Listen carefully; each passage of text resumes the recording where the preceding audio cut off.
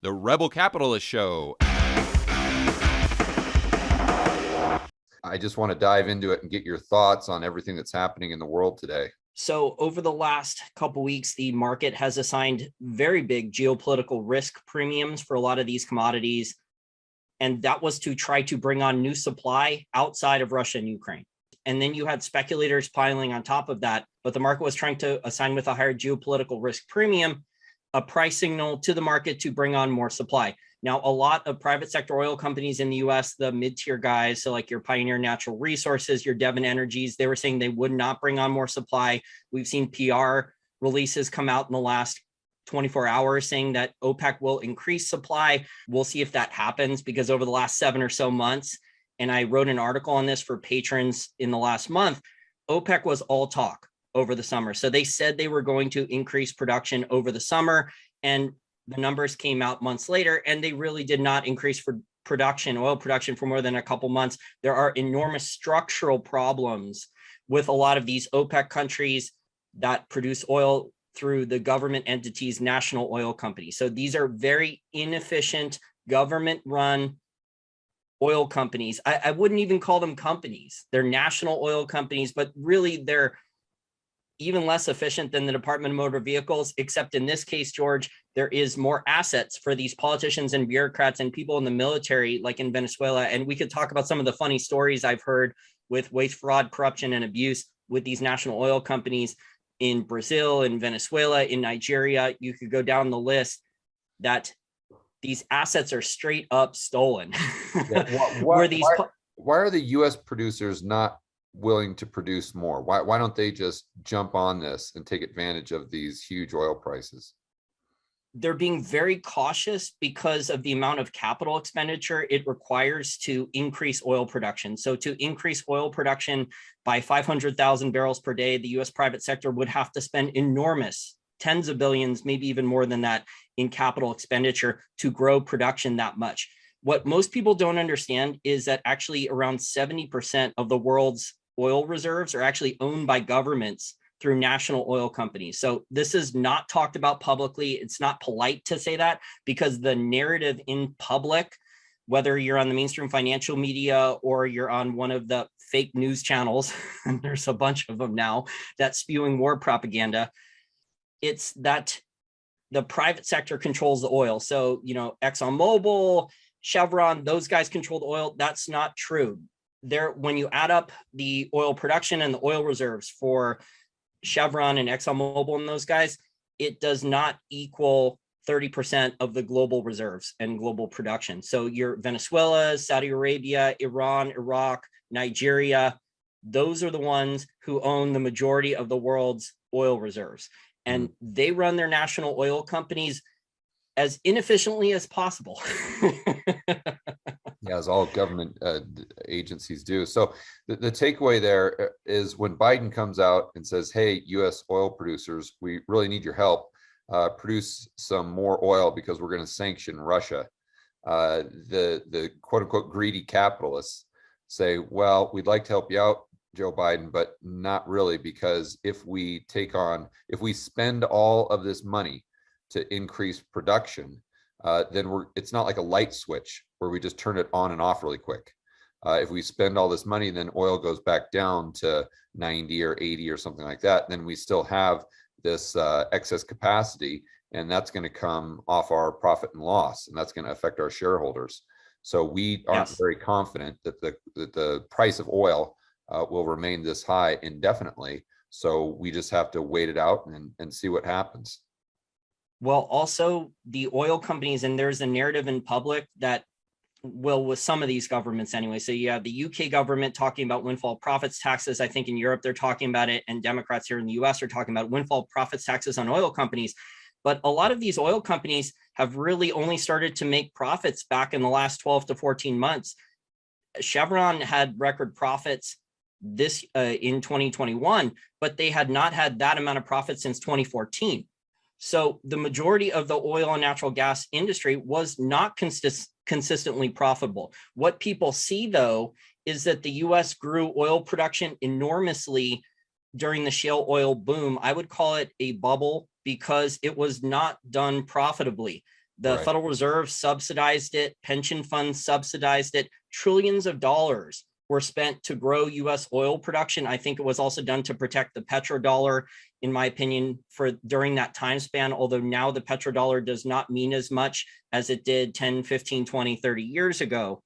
But the US did not grow oil production efficiently and profitably back then. And the capital to grow oil production to those levels is not available again, because investors for private sector oil companies, they want free cash flow, they want dividends. So oil production growth now will be done responsibly.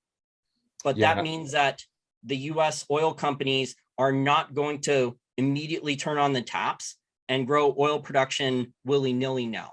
So Chevron and ExxonMobil, they have announced publicly, I think over the next 6 to 8 months, that they're going to try to, probably by the end of the year, increase oil production, I think 10%, and ExxonMobil said 25 here domestically. But that's not going to benefit people in the rest of the world. That's going to benefit gasoline prices here in the US. But there's such bad policy, George, by all these politicians, bureaucrats, regulators, whether it's in the UK, the European Union, and here in the US. We haven't built a new oil refinery, George. It hasn't been improved since the 1970s.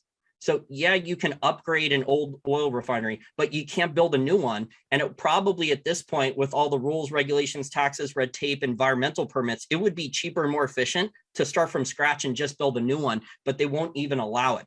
So the costs and the time delays and all these permitting fees and environmental assessments that go into building an oil refinery, the US is just not so the US oil private sector, and we were discussing this before the interview, in my opinion, is still the best in the world at growing oil and natural gas production.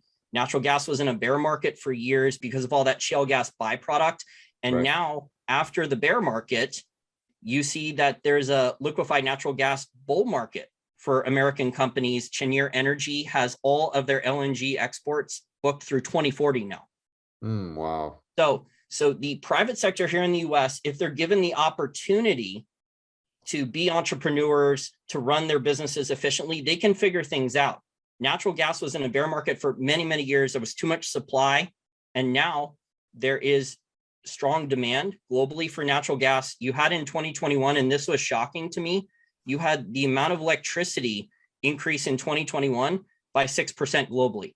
And that is despite all the pandemic, all these businesses shut down all over the world, and China intentionally shut down a lot of factories all over China, especially around Beijing, for 3 or 4 months before the Olympics. So in spite of all those things, you still had global electricity demand grow by a very high number, 6% in 2021. And a lot of that electricity inputs is not coming from coal. It's not coming from nuclear power, because a lot of these European governments are shutting down nuclear power plants. I think that's stupid. During an energy crisis, you have these announcements that these governments are shutting down nuclear power plants. Yeah. It's going to be coming from natural gas. So I think this natural gas bull market, it was built on enormous supply disruption, and now demand is starting to grow. And I think, like, long term, I think we have a nice natural gas bull market setting up, because I think natural gas is kind of the middle way for cleaner energy and for electricity generation. Yeah, so let's unpack some of that. First of all, help me understand the oil production from A to Z, going from taking it out of the ground to putting it into your vehicle. Because I know, and correct me if I'm wrong, but I know the US can produce a lot of oil, but we have to import a different type of oil because we don't have the infrastructure here to take it from A to Z. Is that correct, or am I missing something there? The refineries can switch, or at least some of them can. So I've been an oil analyst for my day job in the past. So back during the last oil bull market cycle, the oil refineries here in the US that were in the Gulf of Mexico area, so on the Gulf Coast, they actually wanted Venezuelan sour crude because the inputs, it was cheaper. So they upgraded their refineries back then to take in Venezuelan sour crude, heavy sour crude. So that's cheaper, thicker oil. It's more energy dense, and the input costs, that type of oil was cheaper than American oil and light sweet crude. However, things have changed though, because back then I think Venezuelan oil production was still around 4 million barrels per day, and Venezuelan oil production has collapsed.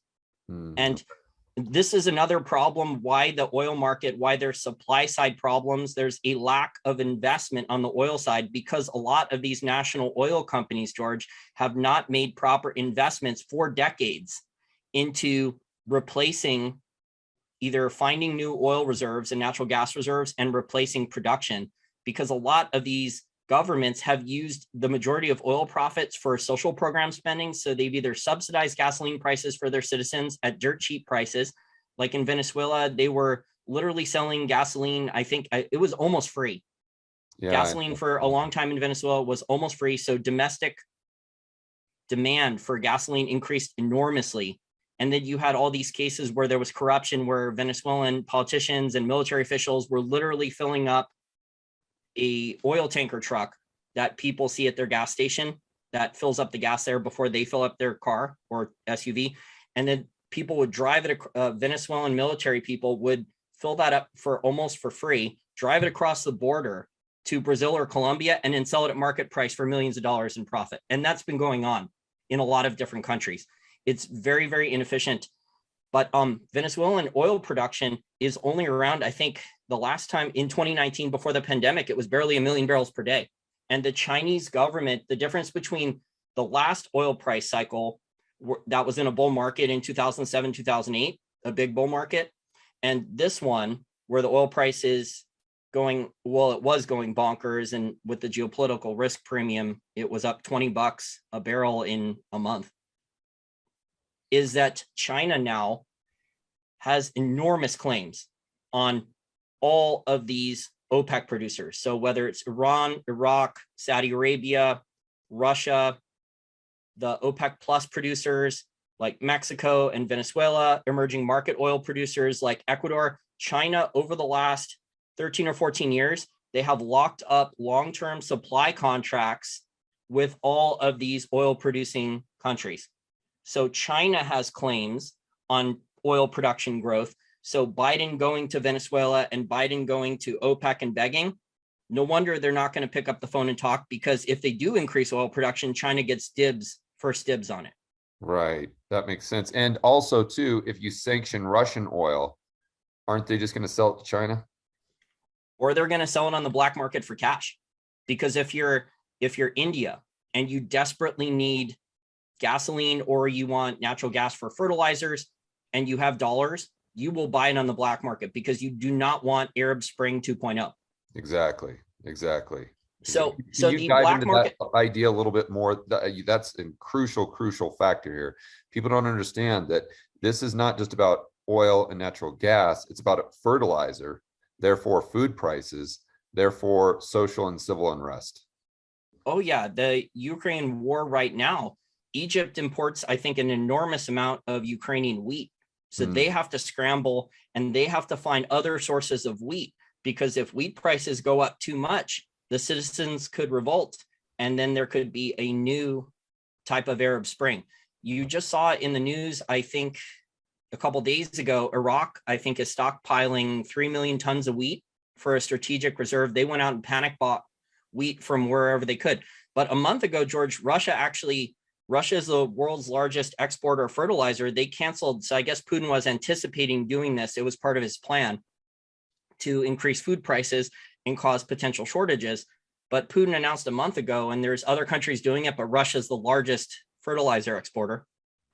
And Russia just canceled fertilizer exports through at least April, but the last couple of days, it looks like they're going to extend the fertilizer ban through at least the end of the year. And potentially we could see that for uranium and other commodities too. The uranium price just spiked. The uranium spot price now is back over $50 a pound. And Russia, the US nuclear power plants are relying on processed uranium from Russia.